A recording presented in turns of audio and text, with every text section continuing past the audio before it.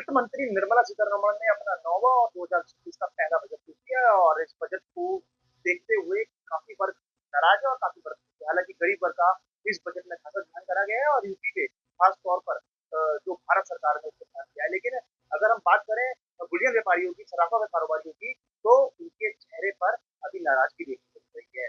दूर दूर तक भी सराफा कारोबारियों का इस बजट में जिक्र नहीं हुआ। इसलिए सराफा सराफा व्यापारियों से बातचीत करना जरूरी हो जाता है कि क्या आस लगाए बैठे थे, क्योंकि निगाहें सुबह से ही गड़ाई हुई थी कि बजट में उनके लिए कुछ ना कुछ होगा। विजय जी, जैसा बजट हमने देखा, आप सुबह से बजट को देख रहे थे, इंतजार था इस बजट का कि सराफा कारोबारियों को कहीं ना कहीं राहत मिलेगी, आम जनता को राहत मिलेगी बढ़ते महंगाई को देखते हुए। लेकिन अभी ऐसा कुछ नहीं हुआ और नाराजगी साहब आपके चेहरे पर मंद मुस्कान की। देखिए, हमारा मानना है, हम लोग व्यापारी लोग हैं और हमारा मानना है कि किसी अच्छी बात से ही शुरुआत करी जाए। तो अच्छी बात ये है आज के बजट में कि आपने चिकित्सा क्षेत्र पर, इंफ्रास्ट्रक्चर पर और बहुत सारी चीजों पर जिस तरीके से आपने अपना व्यूज रखे और अपनी योजनाएं दे रखी है, उसके लिए तो आपका आभार, क्योंकि मैं एक आम नागरिक हूँ। लेकिन मैं एक ज्वेलर, अगर मैं ज्वेलर्स की बात करूं तो हमारे ज्वेलर्स, आपका बजट जिस समय से शुरू हुआ था 11 बजे के आसपास से, और लगातार 1.5-2 घंटे ये जो बजट चला है, हम हर पल, हर क्षण, कोई सी घड़ी की सुई की टिक टिक ऐसी नहीं थी जिस पर हमारी निगाहें आपके बजट के एक एक ऊपर, एक एक शब्द पर ना। लेकिन कहीं ना कहीं हम उसमें अपने आप को ढूंढ रहे थे, हम ढूंढ रहे थे कि कहीं जो इम्पोर्ट ड्यूटी, एक्साइज ड्यूटी है, यह 6% से घटकर 2% आ जाए।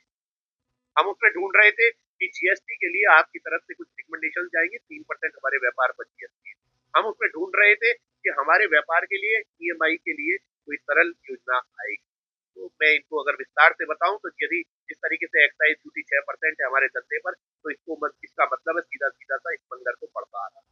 जो लोग देश विरोधी हैं, जो स्मगलिंग करते हैं, उनके लिए एक पड़ते की चीज हो गई सोना और चांदी। वो उसको स्मगलिंग कर कर इंडिया के अंदर लाएंगे और उससे जो मुनाफा कमाएंगे, वह वाला मुनाफा कहीं ना कहीं देश विरोधी ताकतों के काम आने वाला है।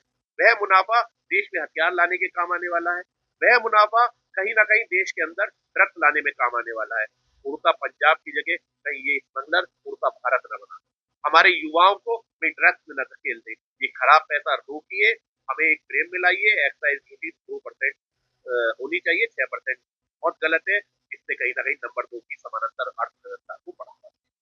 दूसरा विषय, अगर आप जीएसटी की बात करते हैं तो 3% जीएसटी जिस समय पर वेट वैट था, 1% था।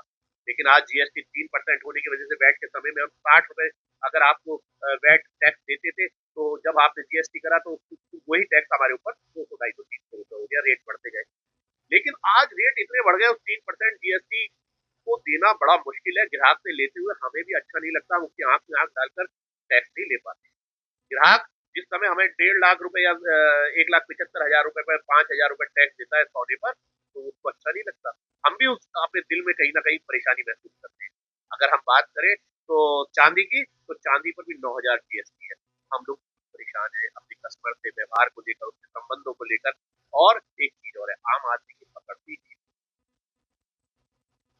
अब इसको बचाने के लिए आप ईएमआई कर सकते थे, एजुकेशन पर लोन देते हैं आप फॉरेन ट्रिप पर लोन देते हैं, आप चिकित्सा क्षेत्र में भी लोन देते हैं, आप मकान खरीदने के लिए लोन देते हैं।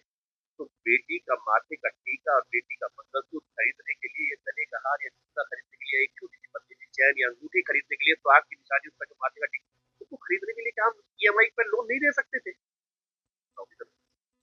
इससे बेटी को माथे का टीका मिलता, मंगलसूत्र मिलता, और किसी के माध्यम से हमारे व्यापारी को